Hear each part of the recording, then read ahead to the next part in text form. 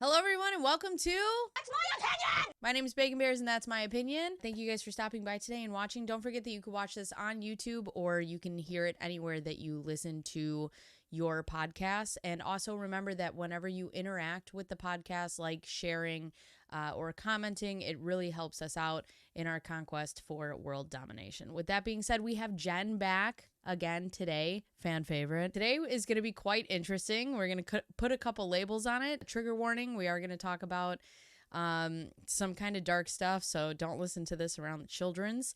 And also, all of this is for alleged entertainment purposes only. And with that being said, hi. Hey. Again. It's me. Hello. Hello. What have you been up to?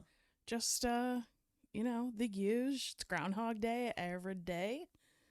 Get up, do the same thing. But I would say we're recording Sunday mornings now, so you're kind of like my cult. This is what we're doing. Mm-hmm. Are you the religion of bacon? Yeah. Okay, so any housekeeping that we have for today? I don't think I have anything to clean up from the last episode. Last episode was a cry fest. Yep. So I'm not allowed to podcast alone anymore. No, I think it was great, and you should podcast alone, but it was, I told you, I had to be in the mind space to listen to it just because of the cover photo on YouTube was just you with your head in your hands, and I was like, I don't have the energy for this right now. So I did finally listen to it, and I told you, I just cry fest. Yeah. On a scale of 1 to 10, do I feel like crying right now? Yeah. Should I do that? Yeah. A lot of people showed me love, and it was nice because I think the point that I was trying to get across about being a parent to an autistic child, there were a lot of people who were like, I have an autistic child. Like, thank you for putting this out there, which was the point, is the connection on that. So that went well. Today's highlight comment, which is very fitting, is from Kane, and this is from YouTube. Kane says, Bacon, you are fantastic. You are phenomenal, and we support you no matter what decisions you make. It's that kind of blind faith, right, that I need going into today's episode. It is really strange that's the one you picked to read. I did it on purpose. Right. Because if we're going to lead us into salvation, we need blind faith like Kane. So, Kane, thank you. And blind faith is really tying into what we're talking about today.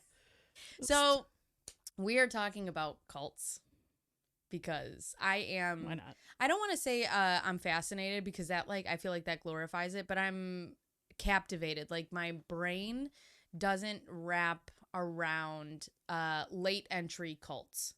So as a child, I'm a Catholic, okay? So I understand indoctrination, but I don't understand when people as adults who have lived their life end up getting into cults. I think if you're in the right place at the right time and lightning strikes, I think anything can happen. I was really sucked up into Scientology, not me personally, but watching it and how it, the Leah Remini series, yep. yeah, and how people got into it later and then brought their kids, right, and that blows my mind. It's astonishing. So the MO of a cult is usually they're preying on people that are damaged or have personal issues or daddy issues or whatever that may be. Right. But you look at some of the people that we're going to talk about today from the documentary that you and I both watched, and some of those people I'm like, oh, we're educated and have jobs, and this is, I have to tell you, this was the first cult documentary that I have watched that I was like, I get it. Really? Yeah. It was funny because in the beginning, when they kind of opened the scene to everybody being there, it was I was like, I understand. This is one where in this point in time, I might have fallen for this. I'll tell you why when we get there. Got it. So we watched a documentary called Holy Hell, which came out in 2016, and it was following this guy named Will Allen, who was actually the filmographer. Is that the right word? He did all of the filming for the cult. He was their video guy when they started it in 1985. So what we're going to do is we're going to kind of read you the story of the documentary and then go through our own notes and our own thoughts. So Will Allen gets kicked out of his house after college. He does come out as homosexual. And I do know that he came from a really religious household. His parents were in the church. And, you know, it was like these young 20-somethings that were looking for fulfillment, and they find what's called the Buddha field. So Will's sister is actually in the Buddha field, and she's like, hey, you should come and, you know, be with us and do this.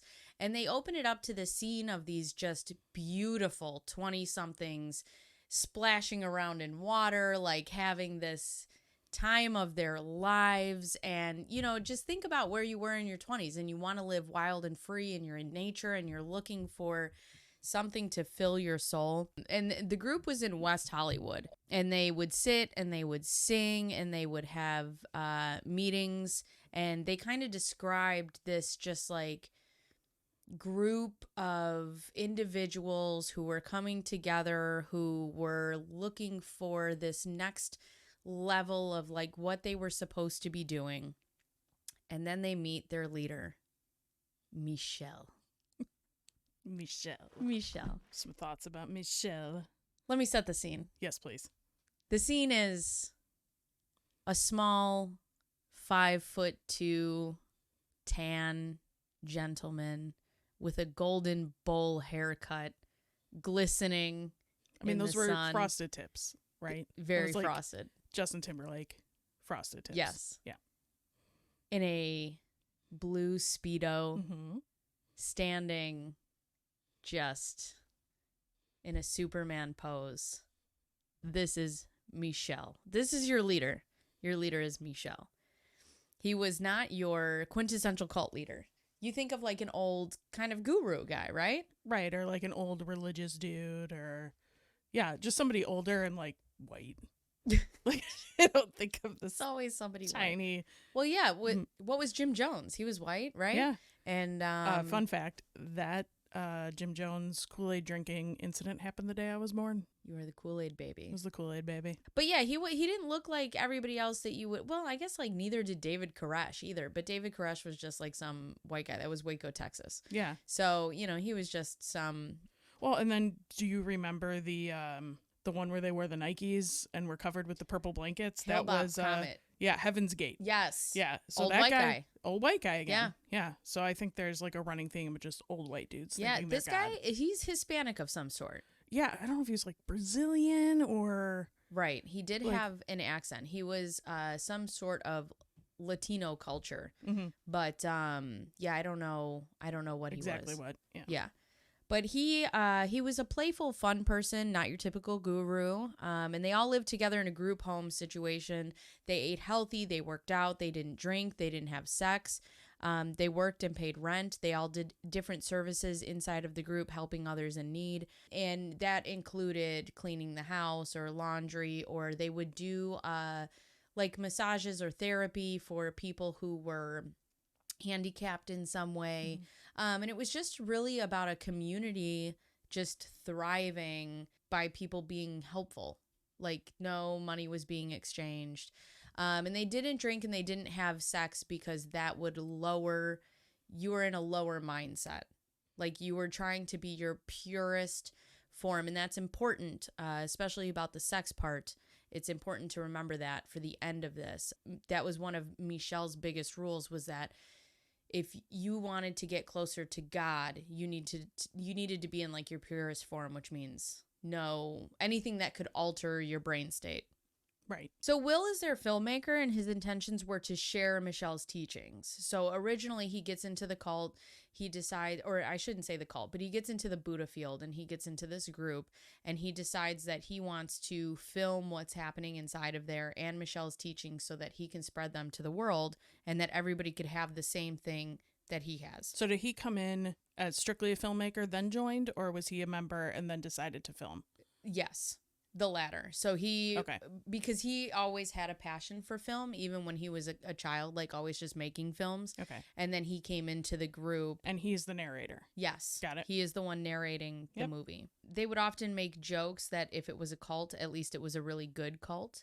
So they get into this thing called Shakti transference on energy from master to disciple. And they show him touching the followers as they're shaking and they're without drugs. They said that they would see flashing lights happening inside of them. And so they have a scene where they're in the forest and they're going to try to find, just any other spiritual plane than they're on. And they show the scene where Michelle is standing over a girl with his thumb on her head and she's convulsing. Right. And so it's called this transference, the Shakti transference of energy, and it's basically him giving himself to her. And they show other people like coming in to hold her and like grab her. So it's real. Like something is happening to her. Well, it's real to them.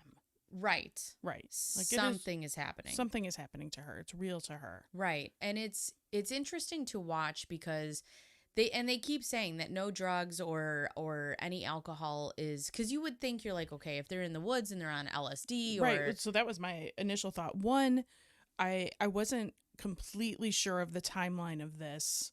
I guess I wasn't paying attention enough to the documentary, so I'm like, oh, dude, this is the 70s. They're all on LSD. Right. Like when the Shakti happened, I'm like, they're all on drugs, because how are they each experiencing this? The like, same thing. The same too. thing. Yeah. And then when I come to find out, it's like late 80s, early 90s. I'm like, oh, so it's probably not LSD, because that's... Well, and it makes sense. Like, I often wonder, like, how you can get, especially, and none of these people had children. So when you do have children, like, that mindset of being inside of a group like that. I mean, I understand that you're longing for closeness and community and things like that. And I don't ever want to put something out there where somebody's been in this scenario and I'm trying to, like, downplay, like, their experience. I just don't, being on the outside look, and it's always easier to be on the outside looking in. Mm-hmm. I just don't understand how it gets so far. Right. Because there's a lot of people who get sucked into these things and then get out and they don't even know how they got there. Right. Anyways, back to my original point, when I thought it was like LSD, that's what Charles Manson used to kind of control everybody that was in his group. They would have these LSD parties and then he would... like, go murder people. Right. I'll wait here. Yeah, he would talk to them or he would preach to them or whatever it was that he would do. So in 1989, they go to what's called the Knowing Retreat, which is a couple-day experience.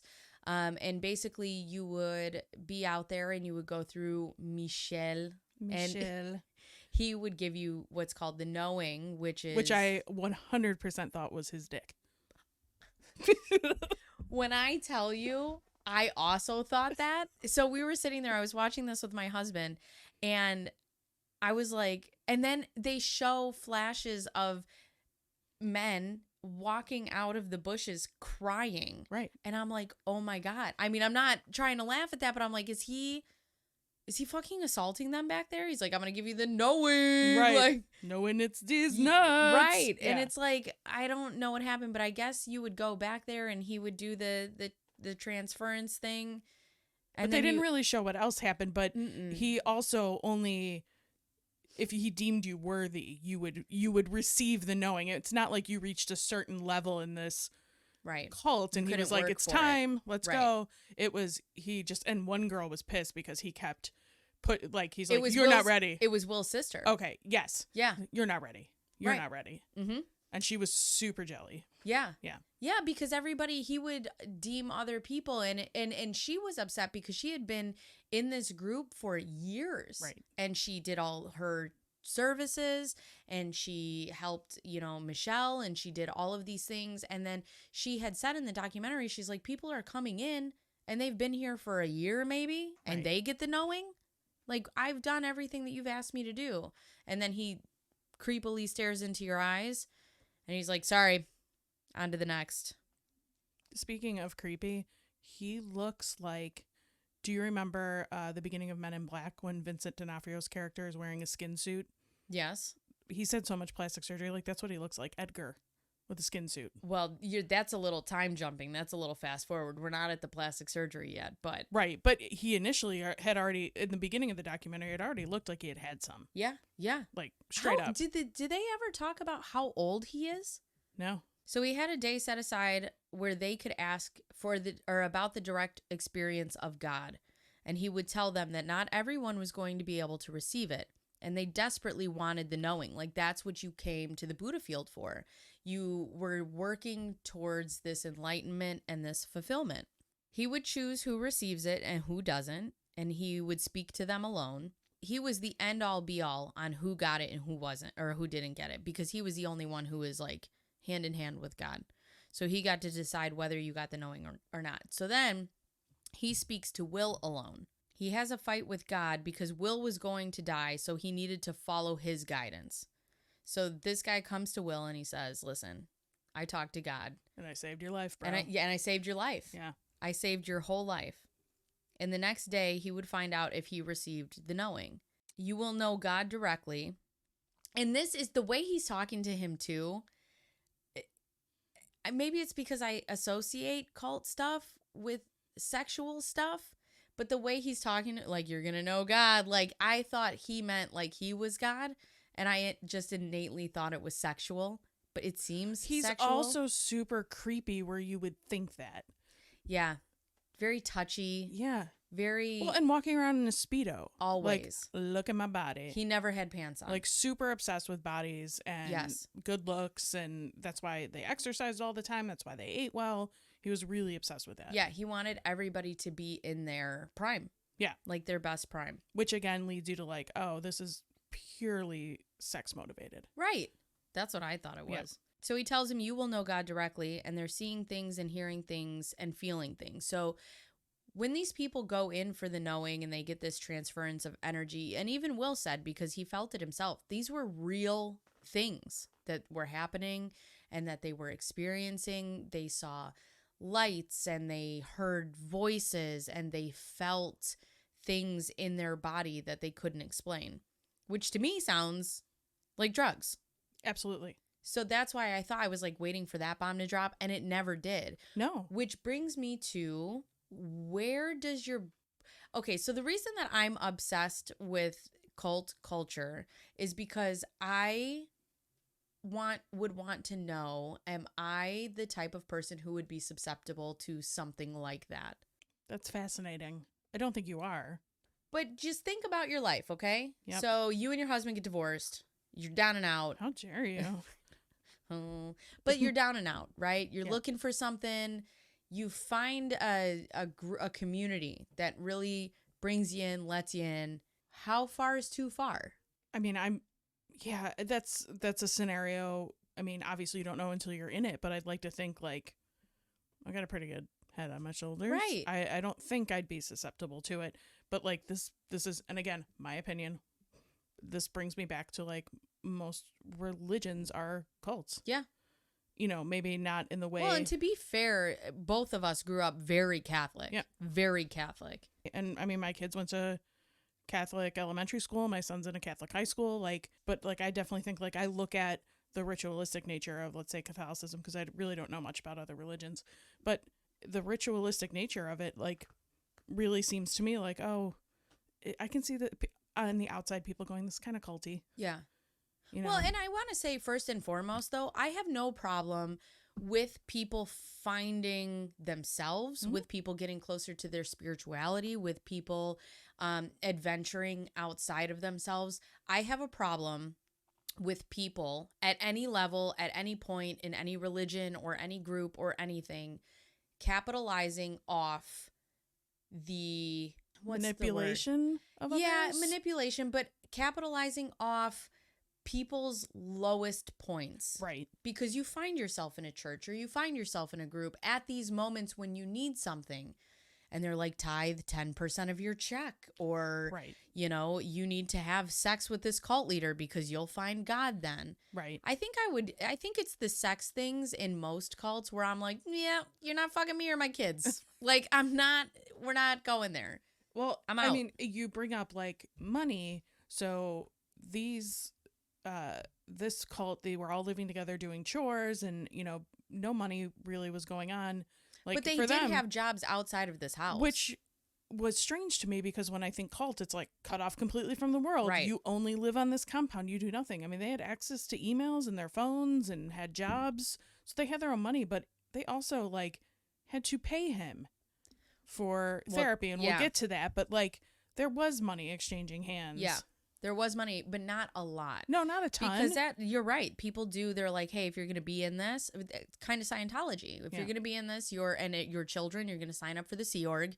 You're going to sign this billion-year contract, and you're going to give up your whole life, and you're going to work for nothing. David Koresh in Waco, you're going to come to Waco, you're going to give up all your possessions, and you're going to live here. Right. And that's going to be it. Yeah. So he starts planting these seeds inside of Will that he saved Will's life, and that you're going to owe me is what it is. I saved you. And Will starts at this point to realize this is too much. And he said that he saw things and he heard things and he felt things, but Will feels like too much is being asked of him. He's aware that he's getting in too deep at this point. He starts to document that about himself, this might be a point. But now I think at this point, both of his sisters are in there.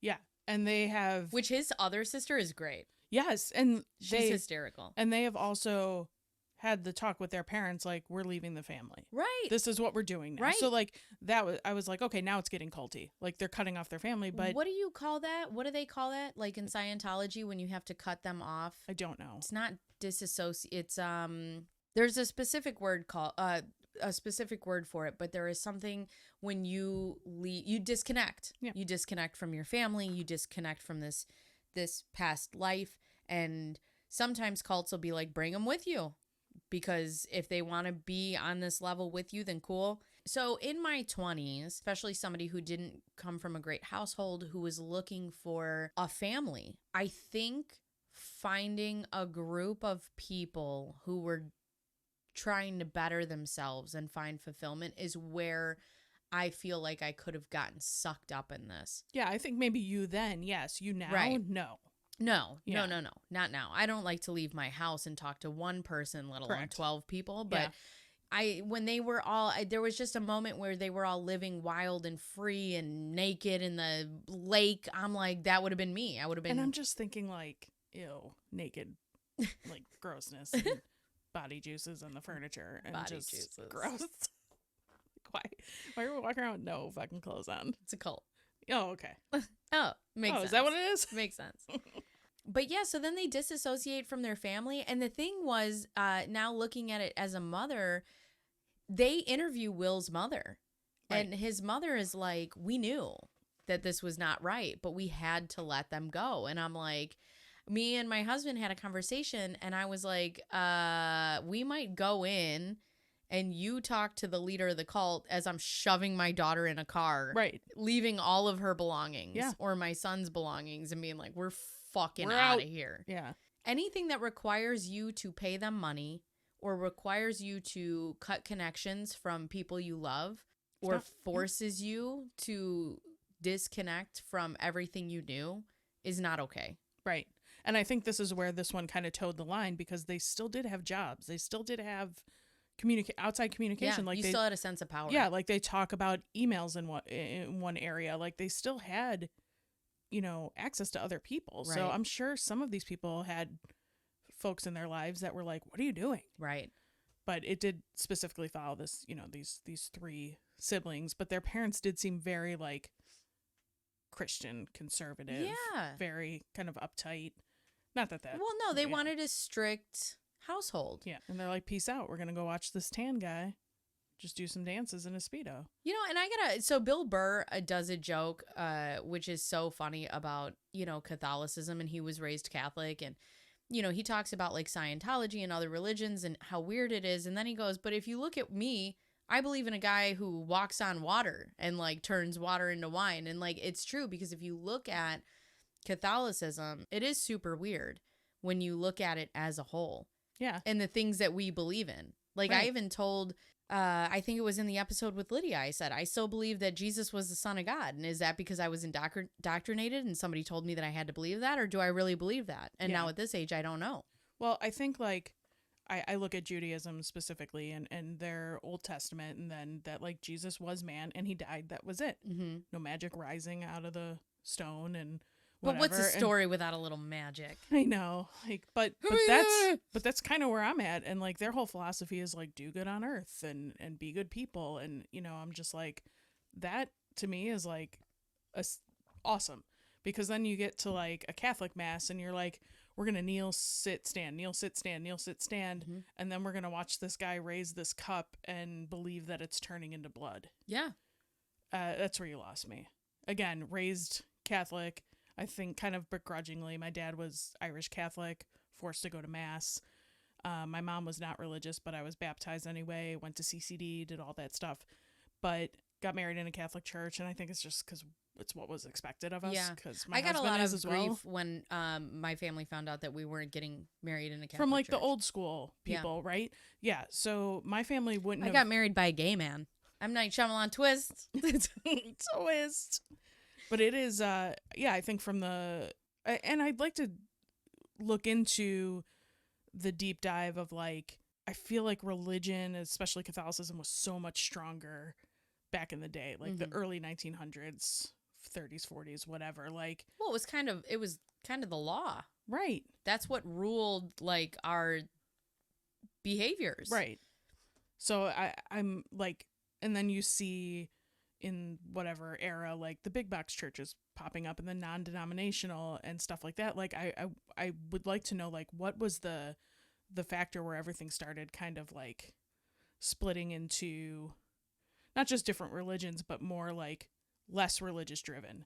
Like, I feel like there's a lot more less religious and agnostic people today than there was when I was growing up. Well, what year was it where, especially the Catholic Church, where all the accusations of the especially boys were getting assaulted? Yeah. I think that was a huge turning point Well, I for mean, the Catholic Church. Yeah, I mean, I don't know when the story first broke of like the allegations, but that stuff was going on all through mid last century. Yeah, and absolutely. then started coming to light in 70s, 80s, I think. Right. So, yeah, I mean, that was probably, but that's like, you hear it specifically about the Catholic Church. Not that it doesn't happen in other religions, but it's specifically that because you have only male priests. They can't be married. They're celibate, where other religions are like, yeah, females can be priests or you can be married. And so I don't know if that, is the driving factor for that, but it would explain the kind of agnostic type movement you see more so today with the non-denominational type things. Yeah, I think there's people struggling too. I think, like yourself and myself, where, you grew up in this environment and you're like, all right, I know God to be true, right? I know that. I believe that. But I struggle with, I believe in, all right, so God spoke to us, once. That was the 10 Commandments. Those are the rules. Those are the basic rules of being a human being. But I struggle with everything else because, you just realize how many times the Bible has been edited, how many things have been taken out, how many things have been put in. And, my thing is like, it's still man, right? And if you still go back to the Bible, woman is still not equal. And it's like I struggle with my relationship with God because especially in Catholicism, Old Testament God, New Testament God are very different. Right. So which God? One's a smitey smiter. Right. Right. Yeah. And, Neil deGrasse Tyson, I watched. It was a great clip. Yeah. About, and he talks about God and somebody asked him, do you believe in God? And he said, I struggle with it because God is supposed to be all knowing and all good. But we have things like, childhood cancer and, or leukemia or tornadoes or tsunamis or all of these different things, which tells me that God cannot be all knowing or all good. Right. So can't be in both at the same time, he says. Right. Yeah. Right. And I agree with that. And I struggle because I knew something to be true. I do find as I've gone through the Catholic experience with myself as a kid, but then with my kids, putting them in Catholic school, being involved in that school and their religious ed program and things like that, I've now kind of become more of an agnostic. Like there is something out there. Yeah. There really is. Absolutely. Like there's something, I don't know what it is. I don't know how it guides everything, but I don't know that it's this all-knowing being either. So I do struggle because I'm more evidence-based, fact-based. I need to see it. Yeah. So like that's the definition of faith, right? Having kind of like belief in something even though you don't see it. Like, so you could say I have no faith. I may not. I may be a heartless bitch, which is 100% accurate. Two things can be true at the same time. Right. Not according to Neil deGrasse Tyson, but these two things are true at the same time. These two things. These two things are true. So I don't know where I land on this. I really don't. But I do know that this cult guy thinks he's the one and only God. He's it. He's it. He is talking through for God, and he's going to change your life. In the Speedo. But in his Speedo, in multiple colors, not just blue. Every he rocks a red one, every color. But my question is, I know we're going to go into the episode more, but what is his end game? What are these people that are in this cult? What is their end game? Like, especially for the ones that receive the knowing already. That's kind of the final stage. Now what? Right. What happens after that? What happens Where after do you that? go? Like, well, and that's like Scientology, right? When you get to OT 8, I believe, or OT whatever the top one is, all of a sudden you get what do you get? You get telekinesis, right? You get you can do all sorts of stuff.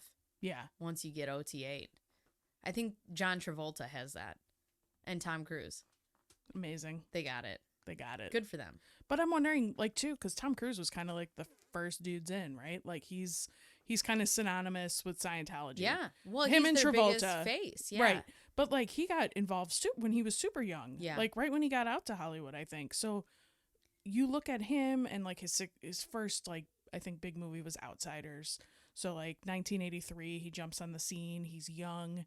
He does Risky Business right after that. Like, what in his life is like, oh, I'm going here now. I don't think it's that. I think that was more, and this I absolutely could get sucked up in. I think the leaders of Scientology saw an up and comer, took advantage of that, surrounded him with anything and everything that he's ever wanted, and made sure that they isolated him in a way that his assistants are Scientologists, his publicists are Scientologists. Well, because his sister is very involved in his career, and I think at one time might have been his assistant or just helping him, and I think she's involved as well. Yeah.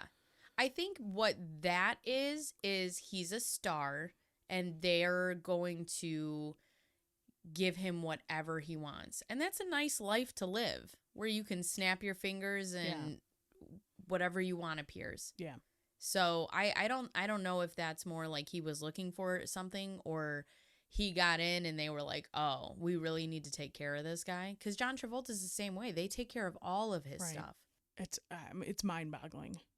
Which is funny. There's a lot of actors in there. There is. There's a lot of money to be had in Scientology. Like, Tom Cruise at a very young age married Mimi Rogers, who was much older than him, but she was involved as well. Okay. I believe. Like, you can fact check us on that, but I'm pretty sure. So Mimi Rogers was a Scientologist, but has left the Church of Scientology and has been described in media reports as a former member of the church. What do they call them when they leave Scientology?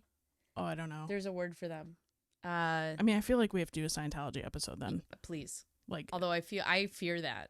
Oh, right. I do fear that a little bit. That's the one place I'm like, I don't know, because they do what's called fair gaming, and they come after people either who have left the church or people who talk about them, or like they'll spam their comments and stuff. So I'm like, I don't know if I need all that. Like, I mean, I'll talk about it. And listen, if you are in Scientology and you are finding something beneficial from it, and you truly feel like this is what you want to do, and that you're gaining an experience and you're gaining something positive from it, I can't say anything against that. No, in fact, I don't care what you do as an individual. Like, join whatever religion you want, do whatever you want. Right. That's everybody's freedom. I'm not judging the people.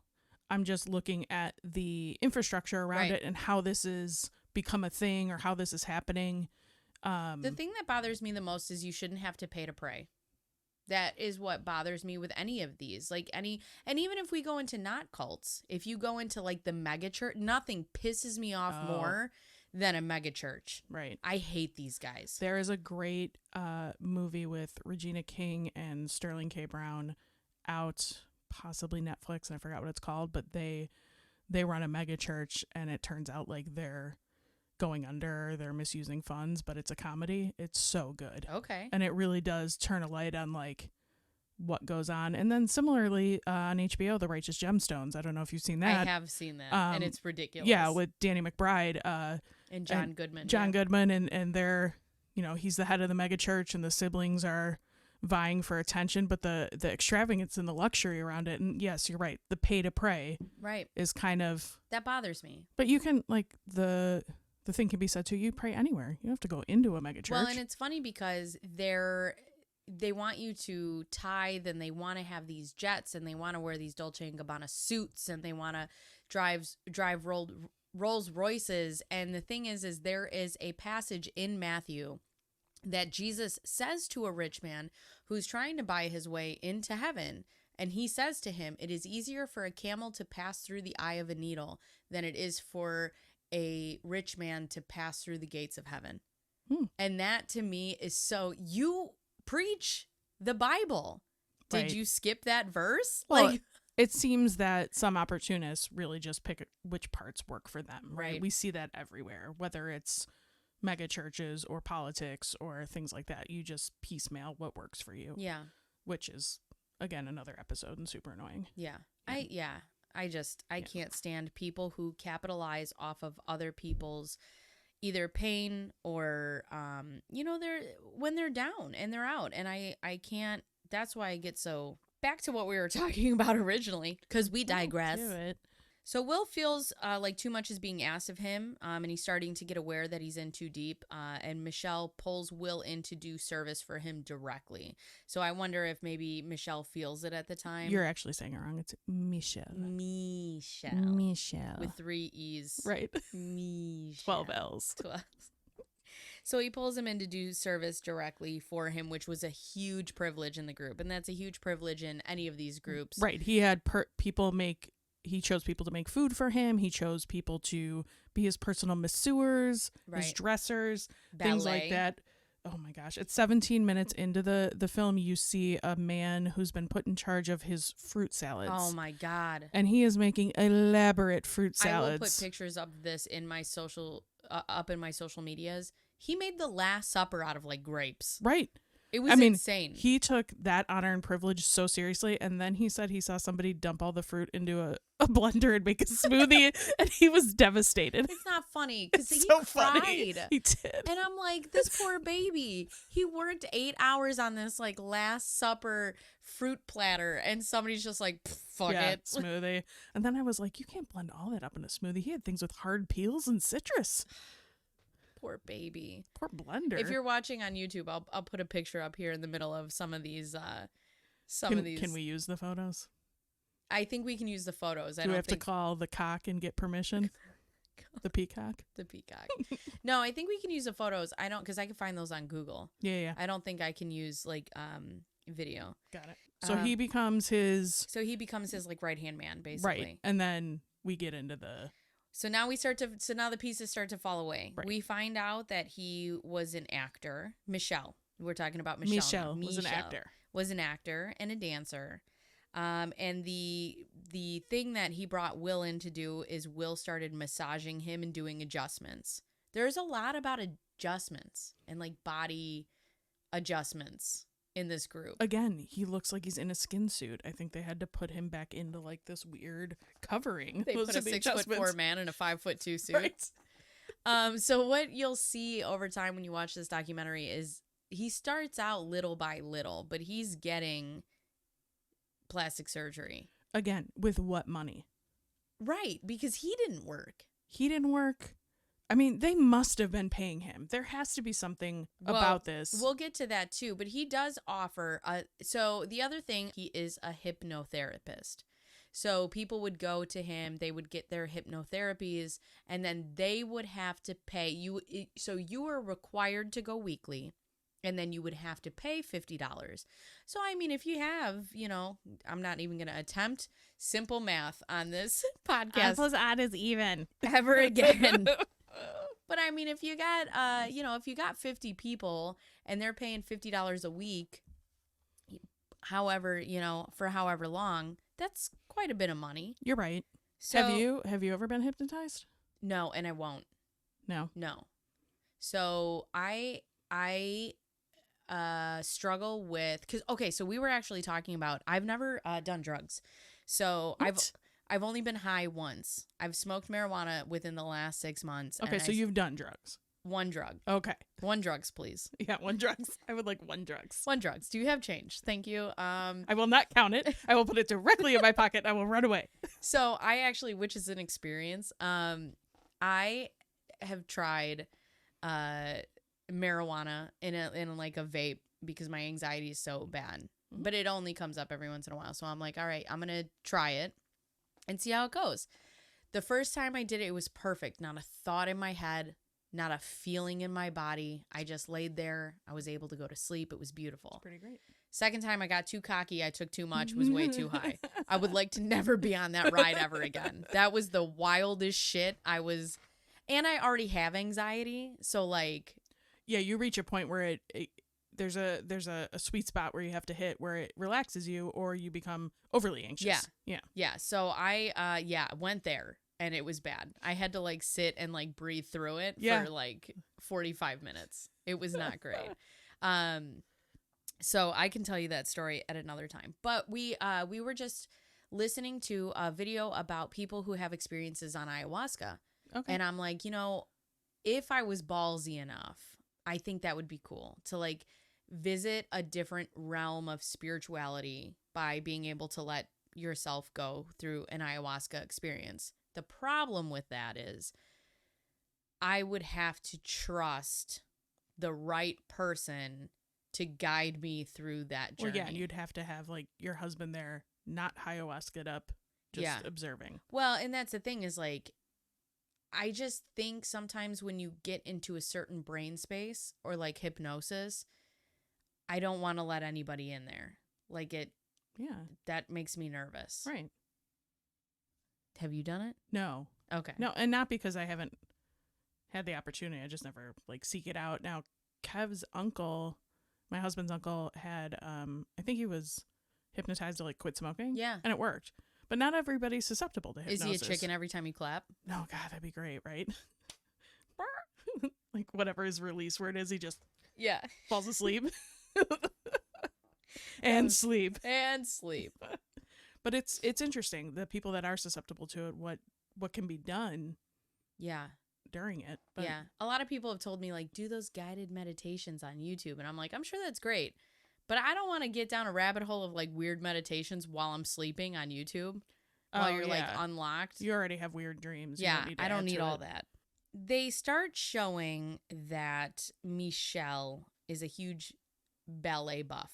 He starts doing ballet and he starts making everybody do ballet and join in these classes. Like and they've now built a studio. Right. They are a full dance company at this point. And you do not slack off. No. In ballet. Yeah.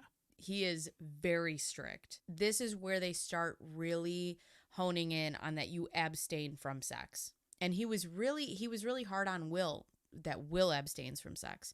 Everybody was supposed to. What he didn't know was everybody was having sex. You're in your 20s. Everybody's hot. Everybody's naked. Is having sex with each other. They're all having sex with each other, right? That's what you do. So he's a hypnotherapist, and they had therapy every week and had to pay him $50 for it.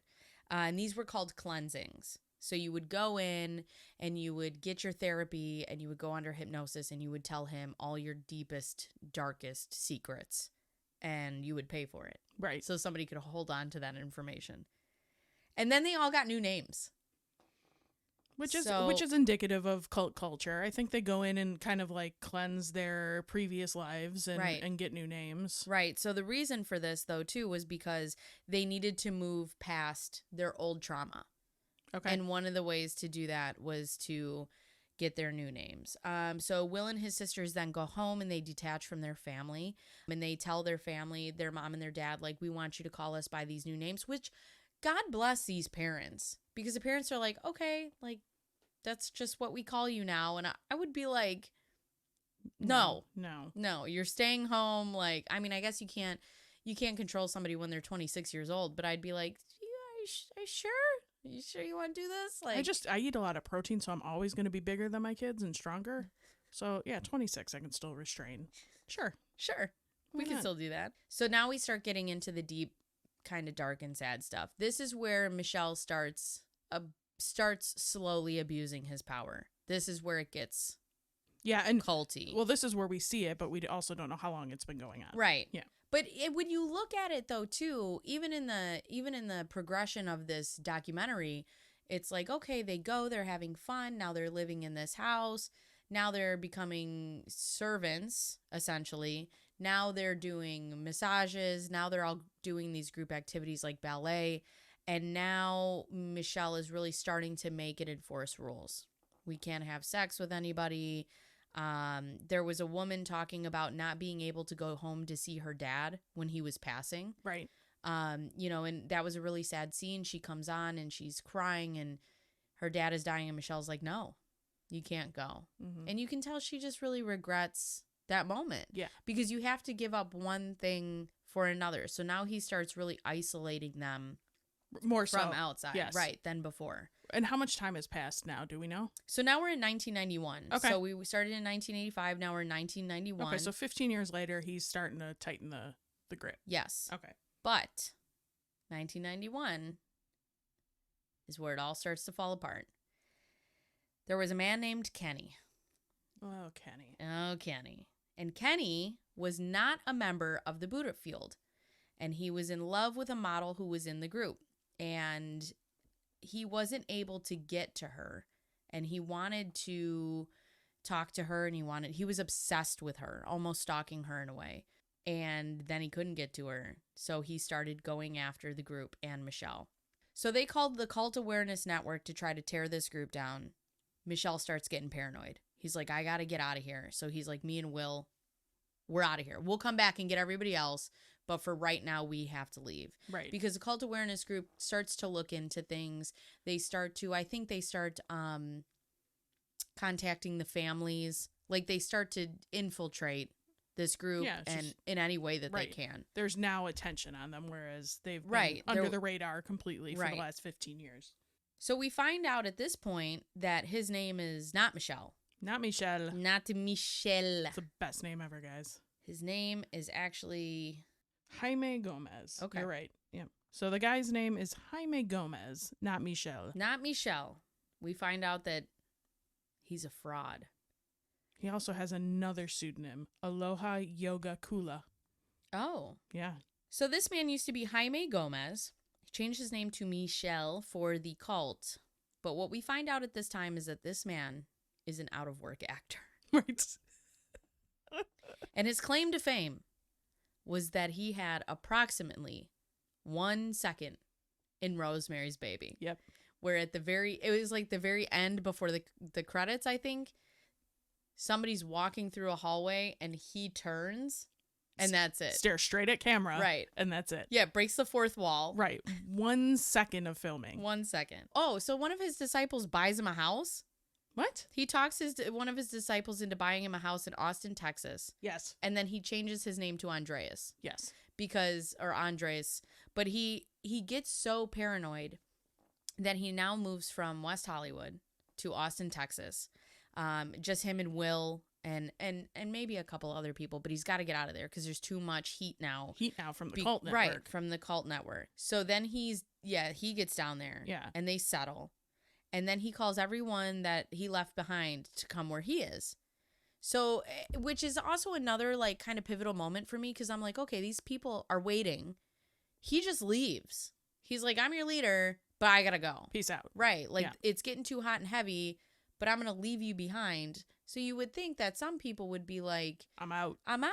But no. They all go. They sell their houses. They sell their cars. And they pick up from West Hollywood and they go to Austin, Texas. Yep. To follow him, which is interesting because I thought at that moment that would be sort of an awakening moment for some people. Right. He's not there. We can think for ourselves for a little bit. Yeah. But I think like those members were just so far in at that point. They're like, yep, we'll be there. Well, and I think too, when you're doing something that you really feel has purpose, right? Like that sticks with you. You're doing something purposeful. Right. He then calls everyone left behind. They come to Austin, Texas, and they start recruiting more followers by doing yoga classes. So then we get to 1993. So we're almost 10 years into the cult, 85 to 93. Waco, Texas happens. Yep. And that's a big deal. This is national news. Not only is he a cult leader, but Waco, Texas is what sparks Timothy McVeigh. That starts he was there when Waco happened. He was on the outskirts watching it live. So that sparks then his journey to the Oklahoma bombing, and then Michelle's watching this and everybody's just watching everything that happened, which I'd love to cover Waco because I struggle with that one. So Waco was David Koresh. Koresh and they ATF. Right. They go in and then the building just explodes. On fire. Yeah. Yeah. So then Timothy McVeigh is just a firebug watching this and then says, hey, I'm going to bomb somebody? So Timothy McVeigh, at that point in time, I believe he comes out of the military. I think, I'll do the research, but I think he's in the military. He comes out. He sees what the government is doing to Waco, Texas. Oh, it's a government thing. Okay. Right. Yeah. And he's like, you're taking away our freedoms. So Waco, Texas happens, which freaks him out again. He starts getting really paranoid about people coming down on cult leaders. He starts talking to Will about how, they even came to kill Jesus and they're going to kill all the leaders of these cults. At this point in time, you find out that Will's parents also lived in Texas. Had no idea Will lived 20 minutes from them because he was lying to them. He was sending them cards from Europe. They had plants all over sending cards to his parents. Right. Which when they interviewed the parents, they said they saw through it. Yeah, they were like, we know, but they didn't know where he was. And, and just the safety of your children. Yeah. You're like, just let me know where you live. Right. But I think it was Michelle's fear that, like, if they knew where they were, they would try to come get them. They would try to get to him. So Will's parents didn't even know that they also lived in Texas because he had to lie to everyone, including his family. And they have this beautiful house with a garden and an aviary, and they are to be kept secret and silent. And this is when, again, he starts demanding more of them. They have to start doing stuff. Trigger warning. One of the things that he starts demanding of them and whether they'll do it is the aviary gets filled with rats. Andreas now, we'll just keep calling him Michelle. Yeah. Makes them kill these rats. They have to go around and they have to, with their own hands or shovels or bats or whatever they find, they have to kill these rats. Which one of the girls was like really upset about it because she's like, I don't want to kill these rats. Like, I don't want to kill. I'm here for enlightenment and fulfillment. And I'm murdering. I'm not trying to like brain these rats with this shovel. Like, so, but it's another question of, will you do it? Right. You gonna do it? 1997. 1997, they bought some land and they start building him a theater because Michelle needs to have a theater. And he would tell them, this isn't right. Rebuild it. Yeah. So they would build something and then they would come down and he'd be like, I mean, the footage is insane. Like, they're building this with like out heavy machinery. Right. They're By stacking hand. cinder blocks by hand, doing all this, and he would come down, survey everything, go, I don't like it. Get it out. And they do it. And then he would yell at them, if it were me doing it, I'd have it done yesterday. And he's like screaming. And the guy telling the story who is in charge of this is like crying. He's like, I'm doing the best that I can. Yeah. And then, and then to manipulate, Michelle would be like, you're doing the Lord's work and you're doing everything that you need to do to get to the knowing, blah, blah, blah. But also rebuild this whole also, side you're of doing this it theater. wrong. Yeah, you're doing also it all doing wrong. it wrong. This is where he taught ballet and they had sets and costumes and shows. I mean, this was off Broadway, but they tried their damnedest. And Michelle was always the star of the show. Doesn't matter if the character was a man or a woman. Nope. He was the number one star. Yeah. And it was so cringy to watch. Well, so hard to watch. And the thing that you don't realize is like, these people are putting on shows. Like they're going to weekly, if not daily rehearsals. And they're rehearsing because he's so strict. And ballet and singing. But like elaborate costumes and these sets that like, yeah. I mean, insane. And they would sew them and they would build them and they'd have one night only. One performance. Only, and they'd have one performance for nobody. For no one. For them. For them. That's it. No one. That would have been a great way to bring in money. Right. So here it goes again. Where are they getting the money for the material, the stuff for the sets, building the theater? Where is this money coming from? I have to assume it's only from people outside working. Like they're just paying for things with their own I guess. money. But they all have now uplifted their lives. And I'm assuming he had to find new work somewhere. Yeah, got new jobs, I guess. I don't know. It was the 90s. Everybody had jobs. Somebody let me know in the comments. Follow the money. Follow the Give money. me a forensic analyst in here to follow the money. So this failed actor creates this group where he's the Messiah. Then he creates this theater where he's the star. The star. Now he's created this whole thing, but he wants to control the social lives of what you did, and he wants to know how devoted are you. Also, there's new people coming in. There's recruits, and he's telling the certain female recruits, there's one ballet dancer, her name is Sophia, and her and this other gentleman, I forgot his name, I believe his name was John. Chris. His name was Chris. They get kind of close. Right. And Michelle They're very is fond like, of each other. Yeah. He's like, you can't. Don't sleep with her. Yeah. You can't sleep with her. You can't sleep with him. With him, sorry. So yes. he's talking shit to her about him. Mm-hmm. You can't be with, and she's like, they do it anyways. But still, right. He's starting to, you can't talk to certain people. You can't have certain relationships inside of the group or outside of the group. And he's really starting to get his claws in. And it became then about adoring him and that he was the star of his own show. And it became less about the services and the Buddha field and the fulfillment and... Right. He got his taste of fame, and now it's I'm the main star and you will do all this for me. So I will add a screenshot somewhere. If you're watching on YouTube, I will put it here. Will, thank God, documents a music video. It's amazing. I mean, I want to do it. I told Jen, I texted her and I said, would you be back on the podcast? And she was like, sure. What do you want to do? And I said, well, I've watched this documentary. I really want to talk about it. Why don't you watch it? And she says, okay, what's it about? And I said, a cult. I don't want to give it away. And at minute, what was it? 52? Throughout the doc, they call him Master. Right. So we see the Master. But I get a text message from Jen with a screenshot that goes, what the fuck am I watching? It is this tiny, tiny man, greased up tan man, belly dancing. Belly dancing, also with 10 years worth of plastic surgery. Right.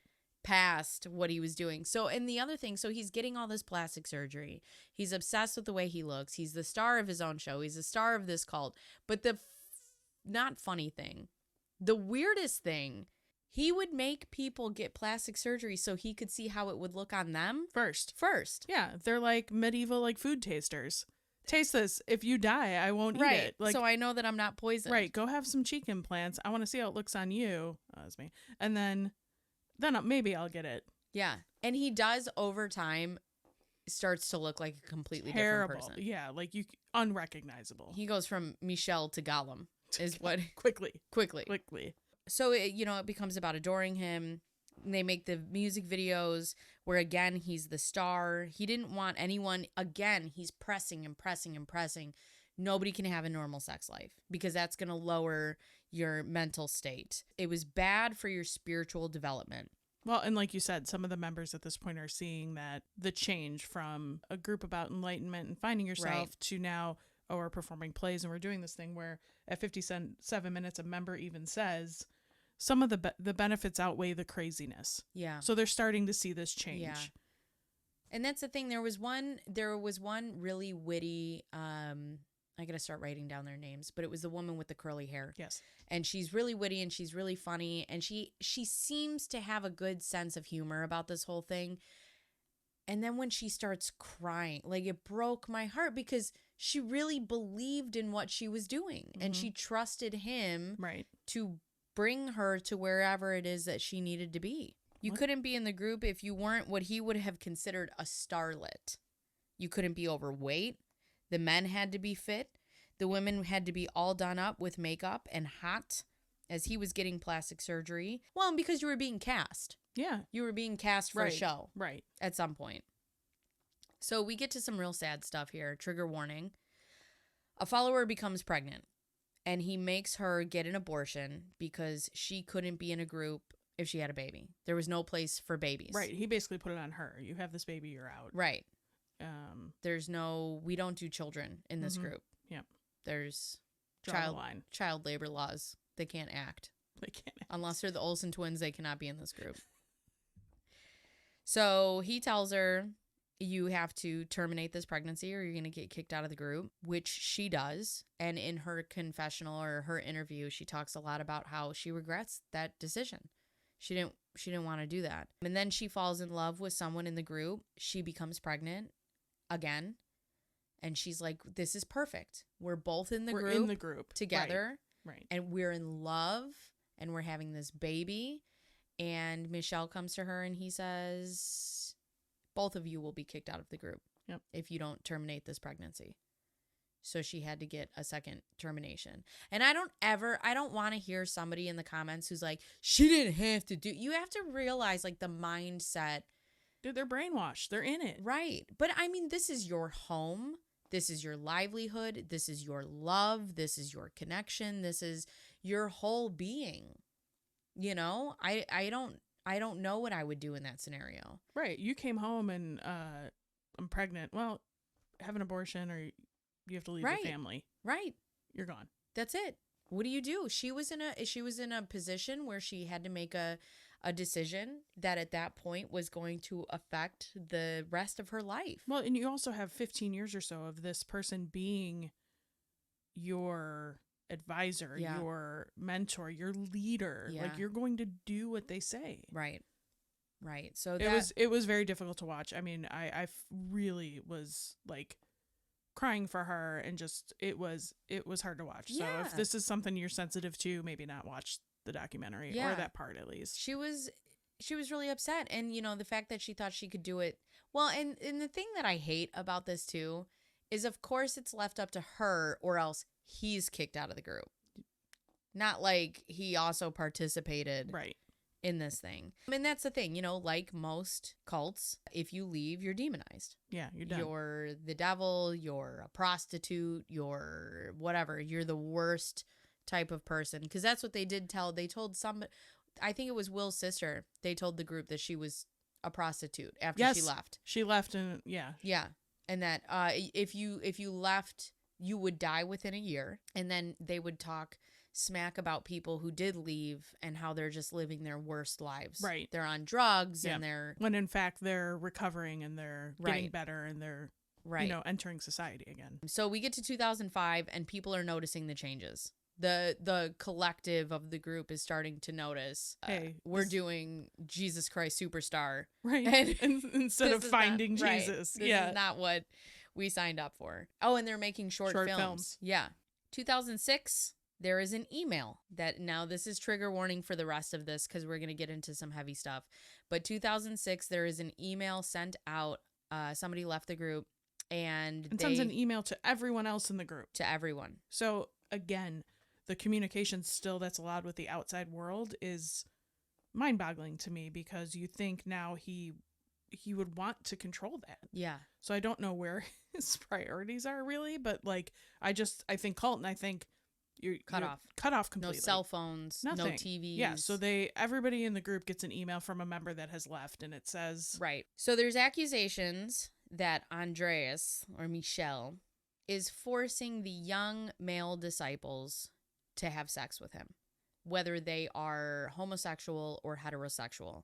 And this causes a pretty big divide in the group, because there are some people who believed it. There are some people who experienced it, who never told anybody. And then there's some people who are still blindly following Michel. So this starts to create some cracks.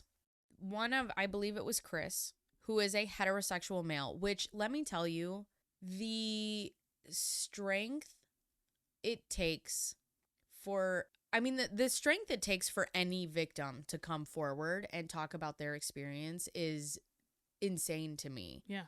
To say these things out loud is incredibly powerful. But to listen to his story, he was so that it takes a lot of courage. Yeah. To do that, to put it on video. Yep. It was a lot. I believe it was Chris says that it starts happening in private therapy sessions. So he says, here's some hypnotherapy. I'm going to force you to have sex and you're going to pay me $50 is basically how this transaction is going. Yep. And he starts by running you through fantasies. Or he says, tell me your fantasies. Right. Yeah. Tell me your fantasies. So that he's in like hypnotherapy. They're in a relaxed state and he starts like firing them up. Right. Tell me about your fantasies. Right. But he would deviate them from women. Correct. So if you were a heterosexual male in this environment, he would say, you would say, oh, I have fantasies about, whatever it is with a woman. And he'd be like, no. Do you have fantasies about men? But you're also in a hypnotic state. So you could say things. So if you're in a hypnotic state and you have somebody who's doing whatever and he becomes like aroused in this state, that's not his fault. It doesn't mean that he's interested in it or he likes it or whatever the case is. Right. He was just taken advantage of. Yep. In that moment. He made you feel like you were doing spiritual work, slowly grooming these younger disciples. And even if these men weren't into it or didn't want it, it didn't matter. Right. He was never taking no for an answer. And he knew and would somehow convince them. And right, because there was never talk of like it being overpowered. First of all, this guy's 5 foot nothing, and these other dudes are big, full size humans. Yeah. So, through the manipulation and everything, like they were just like, yeah, I guess I have to do this. Yeah. Well, and if you tell people enough, and then we go back to when he says to Will, like, I saved your life. You owe me. Yeah. You want the knowing? You gotta got to do this. Yeah. You got to spiritually open yourself up. If anybody trying to get closer to God tells you that it has to be through money or through sex, that is not true. That is not true. Well, not to us, but I'm just saying from the outside looking in. Sure. Like, if somebody comes to try to collect as a warning to people out there, if somebody's like, hey, you want to get closer to Jesus? We're going to have to fuck. So no is against the rules. You can't say no. And then they'd have to pay for it. I'm sorry. It's not funny at all. It's not funny. There's nothing funny about this, but like, Jesus Christ. I laugh because what an asshole. Dude. What an asshole. Like you sit here and you get these people and you coerce these people and they're having sex with you and then you're like, also please pay me for it. Yeah. Leave your money on the table. Just, God, this guy sucks. Yeah. The email comes in and the young men who are still in the group start telling their stories and this just opens the floodgates. Right. There's more people who are talking now. Yeah, because there's people in the group who are like, Michelle could never do that. Yeah, and then there's these dudes that are just like, I disagree. It happened to me. I was assaulted. A lot of them were heterosexual, but again, that didn't matter. And this included Will, the cameraman, the main narrator of this story. Yes. Who was homosexual. Doesn't matter. Right. He was still assaulted. He was still groomed. He was still coerced into having sex. Andreas told him that he was saving his life and that he could take him to the God experience. That's it. Which if Michelle is what the God experience looks like, I don't want it. I don't want it. I don't want any of it. Send me straight to Satan. Will kept this a secret. So now everybody's opening up and Will's like, I'm not telling anybody. I'm sure through embarrassment. I'm sure through, you gotta figure that out. Like, but he's now finding out it's not just him. Right. Yeah. It's not just him. And the other thing is too, is they did say, the men who did come forward and say that Michelle did this to them, that he told them that they were the only ones. Right. So there is a sense of feeling special because you are the only one who, I don't want to say gets this, but if you're doing it because you feel like you're going to receive something spiritually, you are the only one that's going to get this. Right. And turns out there were lots of them. There were a ton of them. Yeah. So a woman comes up on an interview and this is where he starts. I mean, he's already out of hand, but this is where it starts. Yeah. Gimmicky, maybe? I don't know. Yeah, I would say that's the word. Gimmicky. He tells one of the women that they have to pretend that they have cancer so that he could go in front of his disciples and cure her. And pretend cure it. Yep. So, which also, like, when do you think you could tell somebody a lie that they're not going to be like, right. Like, he's starting to trust them, which is like his biggest downfall, but because they're going to start talking. But so he tells this woman that she has to pretend that she has cancer so that he could heal her and be a great healer. Then it comes out that Jaime Gomez is a serious porn actor. Serious. Again, I don't know what minute we get into it, but they show some clips. It's of his aggressive work. It's, yeah. Talented. I mean, limber. Like, yeah, really, like arm strength. It was a lot. I was like so thankful somebody wasn't walking through my kitchen at that point, because I was like, oh my gosh. So I have to tell you, there's not a lot that I see that, like, I'm pretty open to everything. I saw that flash on my screen and I'm like, I know. My eyebrows almost blew off. I was like, wow. I don't watch TV in my kitchen, by the way. You don't watch porn in your kitchen? No, I don't watch porn in my kitchen. Is that not your porn room? Just saying, everything's open, so if somebody were to walk through. So yes, we find out I watch it in the laundry room like normal people. While sitting on the washing machine. Right. Gross. Cut. We find out that this man who tells everybody that they can't have sex is a porn actor. So people start confronting him. Right, so how did that come out? Do you recall? I don't. Like somebody, it wasn't from the email.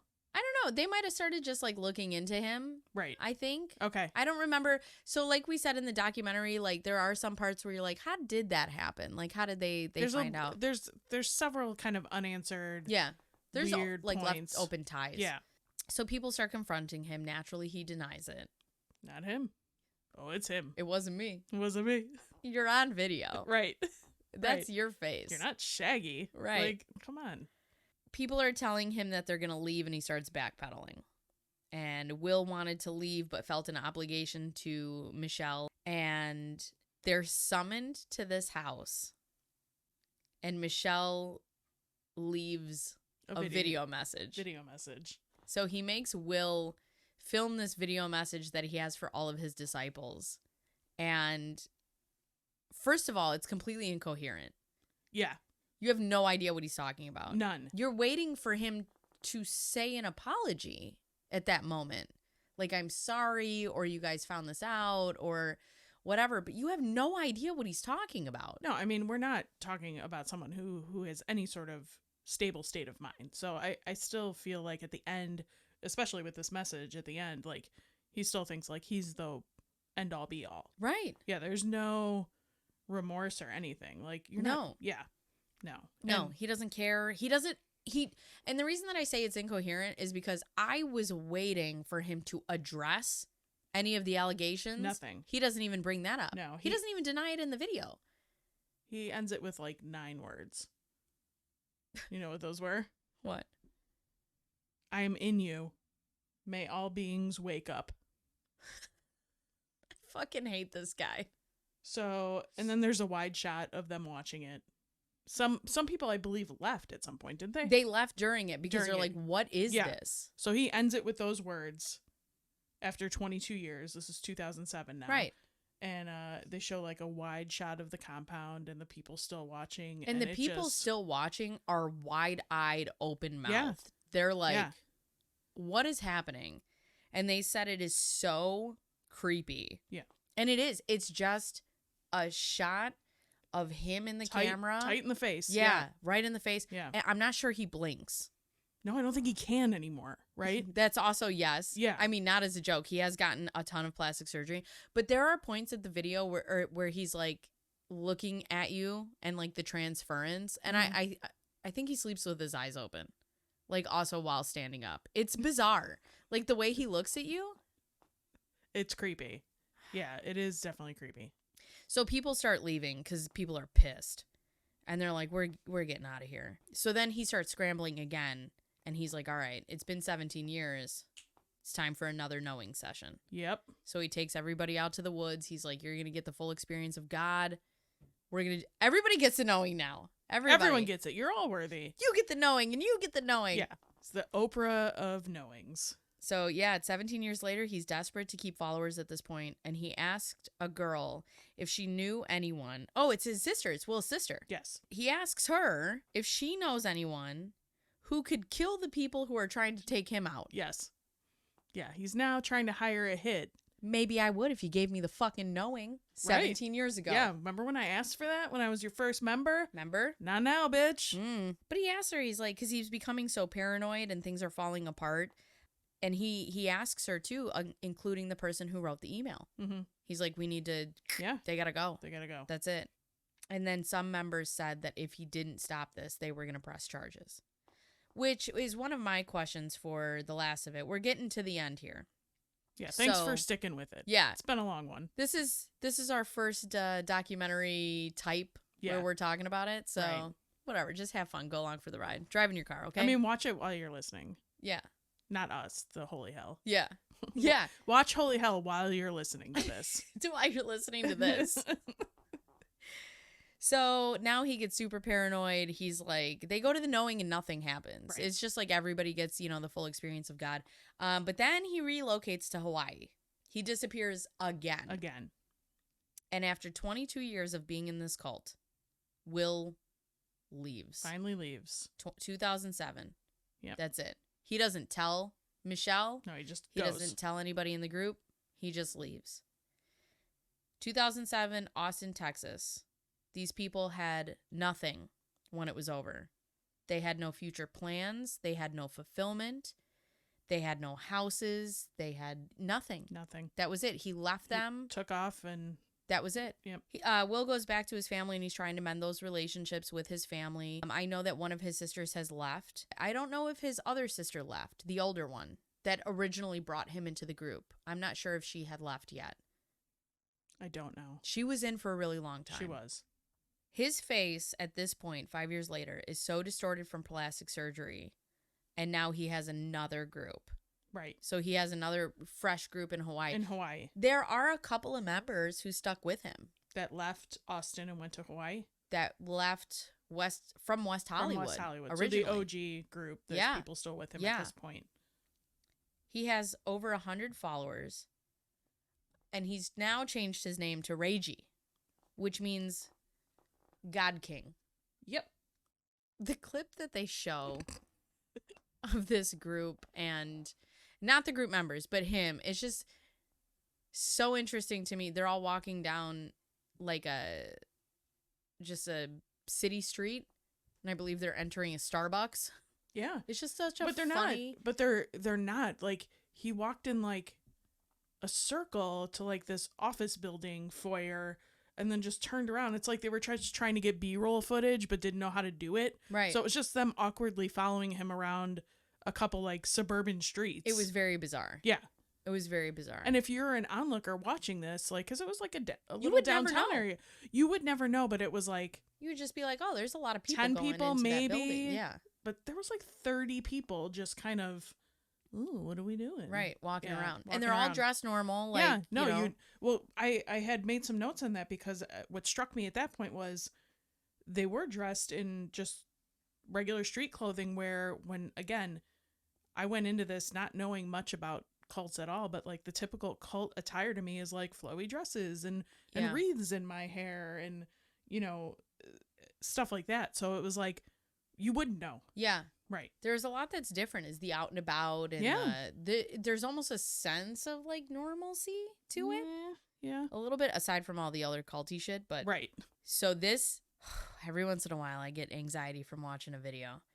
Will, the narrator of the video, puts a camera in his shirt. So he reunites with like 3 of the guys that had left. There's 3 guys, they drive, they find him. And you can hear the nervousness. Right, they're checking if like the camera's in the right spot. Will he notice it? Because they're going to use like hidden camera to go confront him. Yeah, and Will hasn't seen him. Since he just vanished. Yeah, since he just left.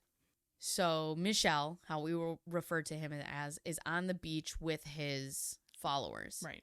And Will walks up to the beach. Spoiler alert, he doesn't have a shirt on. Spoiler alert. Yeah, he's still in a Speedo. Yeah, Michelle's still in a Speedo. God bless. I'm gonna start wearing Speedos. I could never do it. That's the longevity of of life. Speedos. So he walks up to the group, and one of the original members gets up to be like, "Oh my God, Will!" and she hugs him, and I think he sees a couple other people, and you can tell Michelle is not happy to see him. No, not at all. He is like, "This guy's gonna blow it up right here. What are you doing?" You can tell he is. Uh-oh. Yeah. Something's going down. It's not great. So Will walks up to him, and you can just tell, like, Will is just so nervous. And to be in a place where you can confront your abuser, my heart at that moment, it was like the secondhand embarrassment and like For sure. the secondhand anxiety, and I could feel it. Super shaky voice. You could tell this was like really intense, hard for him. Yeah. And you're right, as a viewer of this, you're like, holy shit. Yeah.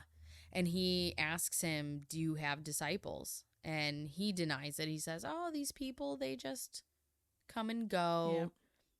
And he asks him, like, are you being a good boy? Yeah, are you being a good boy? And he says no, which I found was an odd response. I feel like Will was just trying to be less confrontational and more friendly to kind of get him to open up. Like maybe being a little playful, like he would have had to been back at the compound or whatever. So he was like, are you being a good boy? But he says no. I know. No. The whole exchange was very awkward. It was very hard to watch. I hope Will got out of it what he intended to get out of it. Right. But it was very cagey on Michelle's part. I have to say, even though the conversation didn't go very far, there has to be a sense of taking his power back for Will. Yeah. To be in that moment and to just show him, you have nothing over me. I can leave. Right. I already left and I can leave again. And Will is a tall guy. How he didn't pummel this man. Yeah. The restraint. Yeah. He had to have had. I mean, maybe he's not a violent guy. I don't know. He could not be. But like I would have just unleashed fists. Yeah. I mean, you have to assume that there's got to be some sort of anger or pent up rage from these moments. Sure. Yeah. How could there not be? Yeah. So we get to the end, and a lot of people, you know, are talking about their experiences and that they left, and some people regret it. They regret it and they don't, you know, because it was a really beautiful time in their life. And they did at some point feel these amazing things, but then they also regret it because it was 22 years of their lives that they entrusted into just some piece of shit dude. Right.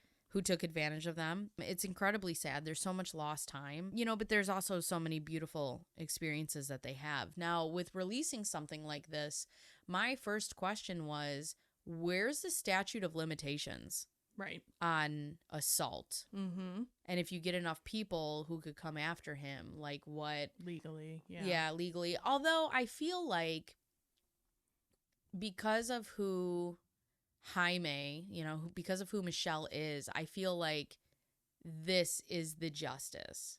Having a video out. Oh, for sure. About what a huge... Just shows him and not his star light. Right. Right? Like he is just a bag of dicks. Right. And he is just a shit show, and that's not how he wants to be portrayed. Right. So yes, you're right. This documentary is probably the biggest revenge Will could have gotten. Right. Which I think good for you. Yeah. Way to use. And also too, it's not often that you have like a videographer inside of something like this. Sure. So to have 22 years of that footage, I thought was right. neat. And there's all the evidence you need for a case. Right. Like, you have everything. Although like I'm sure the assault wasn't videoed, but like I guess. Well, but the tapes were. So that's the thing. In therapy sessions, he would tape the sessions, audio tapes. Mm-hmm. So he would tape everything that was going on, you know, which aligns with their stories of coercion and manipulating them into thinking other things that they didn't think. Yeah. So yeah, that's holy hell in a summed up bucket, really. Yeah. Yeah. Wild. So I'm curious, one, like, what is Michelle's endgame? Right. Like, how long will he... I mean, do we know where he is now? Did we... I assume he's still in Hawaii. Okay. So, like, what's the end game? Do you have a retirement plan? Right. Like, 401k? What are you doing? Right. But, like, what is it? Just your own vanity being, you know, flamed at every chance? Like, is that what you need? But into the members, like, at what point were you like, okay, we got what we needed, now what? Yeah. I don't know. And then just, I'd like to know, what does a recruitment look like? Like, through this whole thing, I'm wondering, you know, because they're talking about going out and getting new members. The yoga classes. And the yoga, well, right, but like, what does that look like? Right. What is being said to someone, or who is the the mark? Who are you looking for? And what are you saying to them to get them to come to this? Yeah. Like it really, it boggled my mind. I'm like, what would it take for somebody to come up to me and be like, XYZ, come with me to this, blah, blah, blah, blah, Yeah, blah. I don't think it starts out that way, right? I think it's more of, we make friends. And I'm going to do this thing once a week. And, oh, my God, I'm going to yoga. And it feels so great. And it's doing so much for my mind and my body. And so you feel like it's gradual. Jen, you should come sometime. Come check it out. Let's go see if you like it. I don't like yoga. But thanks. But you might. Nope. You might if Michelle is there. I'm not bendy. In a Speedo. In a Speedo. Sold. Sold. Weird man in a Speedo. I'm there. But, okay, so that looks like, so recruitment's a long game. Or, let's not blanket cults because they're all different. But, in this situation, what do you think recruitment looks like? Like, at what point are they like, no? I think it depends because I don't think anybody's recruiting you into a group in a malicious manner. I don't think it's a goal of the group to get new members. So, sure, but I think it's easy to sell something when you really believe in it. So if I'm sitting here and I'm talking to you about this thing that I'm doing and this place that I'm going and, the way that I talk about it too is going to be, it's elation, right? Like I'm excited about it and I'm happy and my house is thriving. And don't you also want that? Yeah. I don't know. I don't know how quick I think, I think recruitment the time doesn't depend on the group member. It depends on the recruitment member. Right. And then how long that takes But you. at what point do you, what do you think the timeline is where you just stop trying on, that recruit's not working, move on to a next one? What do you think that point is where they know, this one's not going to work? Back out there. I don't think it looks like that. I feel like you're looking at it through a lens of almost like sales. Well, I was just thinking cults are the MLM of... Right. Yeah, no, very much clubs. So. Yeah. Yeah. But I think it's just I speak to whoever I can and about whoever's this. receptive will take it in and they're in. Yeah. Got it. I don't think it's like I try to work on you and then this isn't working, I move on to the next. Okay. I think this is just something you project. Yeah. And because it's all you're doing. Yeah. It's all you know. And it's all you believe in and all you love. And right. Yeah. Because you have to look at it from the mindset of the people who are in it, right? They truly believe that they're doing something beneficial. And I think if you believe in that, that's going to radiate from your being. I just hit my elbow. Nice. But yeah, so do us a favor and in the comments tell us your favorite cult. I shouldn't say it that way. Let's rephrase that. But what story or what cult in general would you either like to see us explore or is something that has crossed your mind in a way where you're like, I just don't understand this? Yeah. Have you ever, I'd also like to know, from someone who's tried to been recruited, what that experience looked like. If you're willing to share. Yeah. I'm curious as to, the red flags that just went up where you're like, no, that's a cult. Yeah, this is different. Yeah. This is not what I'm looking for. Or if you've been in one and then you're out of one, what is that experience like? I'm sure it's insane. Because just breaking apart and trying to reconstruct your brain into a way of living, that's got to be so hard. You just get dropped back into Gen Pop and you're trying to just get back to your life. I don't know how you do that. Yeah. I mean, I'm sure that takes a very strong person. Well, and then if you break apart from your family, right, and you try to go back, and they're like, nope. Yeah. Yeah. Not everybody's going to have Will's parents where they were like, we'll take you back. Dude, Will's parents. Yeah. And he came out at a good time. He really tried to mend his relationship with his dad before his dad passed away. Right. And I mean, that was really nice to see because and the other woman didn't get that chance. Yeah. I mean, not that the dissolution of cults have happy endings, but I think for Will's sake and his siblings' sake, they're going to be okay. Yeah. But even now, still talking about it. I mean, this was released in 2016 and they were out of it in 2007, I believe. They're still, I mean, that's almost 10 years later. And I mean, they're sobbing. That's still such a traumatic time in their life. I'm sure that's going to be with them forever. It's awful. Well, this was a depressing episode. I mean, this was great. This was fantastic. I know you're not super into cults. There's not yet, but yeah, watch out. There's things that I cannot wrap my mind around. Cults is one of them. Late entry cults. I watch a lot of true crime. Mm-hmm. And another thing that I can't wrap my head around is, which I also have a hard time watching, but like family annihilators. My brain doesn't compute. Yeah. I would say, I mean, Waco was probably the one that I knew the most about because it was just at a time Waco where I was is crazy. But it was at a time where I was old enough to like comprehend what that was. Yeah. Right. I had to do a project for 7th grade, like an all about me poster board and find facts about when I was born, and the Jim Jones thing made the poster, and my teachers were like, "You can't put this on there." And I'm like, "Well, you know, the library said it was significant thing that happened the day I was born." Like, so that was weird. Heaven's Gate was another one that intrigued me. Just, you know, the Nikes, the purple blankets. Like, it seems like all of them have this undertone of just finding absolute enlightenment. And that's where I get really upset. It's just people looking for something. Yeah. And you just want to destroy that. Mm-hmm. Yeah. I mean, and I don't know if you're looking that hard how you find it, but somebody who's going to snake their way in and be like, I'm going to take advantage of this. You're an asshole. Well, yeah. I mean, these aren't awesome people we're dealing with. I wonder if there's any cults out there where people started out as good. Because like this one, I think he had a plan. I don't think he started out as good. I don't think there was. Yeah, he started out with a plan, and then when the cult network or whatever started poking around and that email came out, I think he just panicked and it became just a cluster. Yeah. I'm really glad I'm not glad that he assaulted multiple people, but I'm glad nobody died. Right. Because this is a story where nobody passes away, which is good. But I often wonder, like, do people who run these things, like, do they start out at any point good?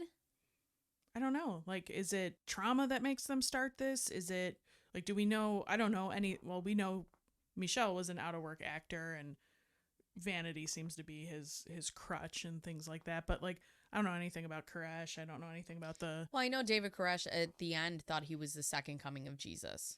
And yeah, but I mean, like, his life. I don't know anything about his life up till the time he was like, hey, I'm going to start a cult. Well, we're going to have to find that out. I guess. Stay tuned, folks. Stay tuned for more cults. Yep. Yeah, I just often wonder if maybe people start out on the right track and they want to, you know, form groups. Oh, you mean within the cult? People have... No, they don't, like, it doesn't start out as a cult. Does anybody ever start something and then it turns into a cult? Like, inadvertently? Like, I just wanted a group of people. Guys, I had you over for, like, day drinking, but sorry, you're in a cult now. This really took a lot. Yep. The I am in you, may all beings wake up should now be your sign off of every podcast. I am in you. I am in you, literally. I do hope that any and every abuser, including Michelle, gets their just desserts. Just desserts. And I hope that this video being out, you know, a Holy Hell documentary with him chaps his ass right every day. Because you know he watched it. Or maybe he's signing autographs everywhere. Like, I'm the dude from the documentary. Have you watched this? Ugh. There's no way. Ugh. Anyways. So that was 2007. So we're now 16 years out of this. I wonder what he looks like now. If he's even still alive. Like, who knows? The search for a Speedo wearing guru. So Jen had asked, she wants to know where Michelle is now. And I put into Google real quick, Jaime Gomez now from Holy Hell. And the first result is from CNN.com. The search for a Speedo wearing guru. It's amazing. All right. So I got to tell you, I just searched Google and we cannot find where he is. No. But Jen had a good question. You know, I mean, go ahead. Oh, it just leads me to believe, like, if we can't find any information about him since 2010, 2012, whenever, did he continue what he's doing but now has just cut the group's outside communication? Which has to be way harder now. Oh, absolutely. With, like, phones and internet than like access. a 70s cult. Yeah. So I'm wondering if he's dead. Is he still doing what he's doing? Or... Yeah. Yeah, it doesn't say anywhere. I can't. If anybody knows where Michelle is at this time, let me know. But yeah, I don't know. I can't seem to find him. I'm going to check Reddit while we're waiting. Oh, yeah. That's actually a great place to look. Mm-hmm. The deep holes of Reddit. What am I looking up? Jaime Gomez. Or Michelle, like Speedo Guru. June 14th, 2019, from TimAlderman.com. Gay History, Buddha Field, a dark story of a gay Speedo-wearing guru and exploitation. If you scroll all the way to the bottom, it says, unfortunately for this story, the Buddha Field cult still operates. Relocated to Hawaii, Gomez continues to manipulate new and old followers under his new moniker, Reiji, God King. Though he reportedly often travels in disguise, it appears his influence has reached many in the area who are involved in yoga and other New Age pursuits. This documentary seeks to provide not only closure for those who helped make it, but also serving as a warning for those who may be exposed to the group. After watching, I was very disturbed at the ending, as it did not seem to me that the former members had done their recovery homework by making the effort to really learn about unethical hypnosis and mind control. I was left to wonder if ex-members are still allowing cult-programmed phobias against cult experts to keep them from getting the help they might need to truly heal from the years of the mind control abuse. I encourage anyone interested in how cults work to watch this documentary. That was from him, not for me, because it is not for us to speculate on whether people are getting their therapy or not. So right. I'm going to disagree with Tim Alderman here. That paragraph should have, I understand what he's saying, like, but we don't know what work they're doing. But it just says that they still operate. So the latest update is 2019. Yeah, so that's going to be it for this episode. This was a weird one. I like it. Strange. I like it. Yeah. We're going to start a cult. So if you guys could start blind faith following. I recruit at Target because it's the only place I go. In the candle section? Yeah. I mean, if you're wearing pajamas, maybe a ball cap, I know you're another mom. Like, yeah, we're recruiting. If you're dressed like Adam Sandler, you could be in our group. Yep. All the time. Jen, any parting words? No. I'm in you. I am in you. You are in me. Ugh, I'm gross. awake. So gross. And also with you. See, you haven't gone to church in a while. It's and with your spirit now. That's bullshit. They changed it. That's bullshit. Somebody I was at a school function. Yeah. And somebody had said, like, may the 4th be with you. And I was like, and also with you. Right. They're like Catholic. I'm like, yeah, you're right. This is so funny. Hail Mary, full of grace. Oh my God. Bye, Jen. Bye. Guys, thanks for watching this monstrosity of an episode. We loved it. I loved it. I thought it was watching and listening. This was great. You can watch it on YouTube, or you can find it anywhere that you watch your or listen to your podcast, which would be Spotify, Apple Podcasts, Amazon Music, Audible. I think that's it. Don't forget that if you interact with the video or with the podcast in any way, which is liking or sharing or following or commenting, it helps boost the podcast so that we can be on our way to world domination. Other than that, I'm BaconBearzz, and that's my opinion. Cut.